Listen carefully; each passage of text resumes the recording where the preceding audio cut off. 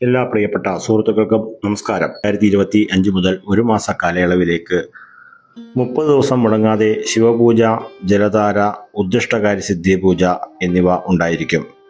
അതുകൂടാതെ എല്ലാ തിങ്കളാഴ്ചയും ശ്രീവരാഹി ദേവി പൂജ 4 തിങ്കളാഴ്ച ഉണ്ടായിരിക്കും. രാത്രി 7 മണിക്ക് ലൈവായിട്ട് ആ പൂജ ഉണ്ടായിരിക്കും. 4 ചൊവ്വാഴ്ച ഭദ്രകാളി ദേവി പൂജയും കുരുതി പുഷ്പാഞ്ജലിയും ഉണ്ടായിരിക്കും. അത് രാത്രി 7 മണിക്ക്. 4 വ്യാഴാഴ്ച മഹാവിഷ്ണു പൂജ, തുളസിമാല, നെയ്വിളക്ക്, പാൽപ്പായസ നിവേദ്യം എന്നിവ ഉണ്ടായിരിക്കും.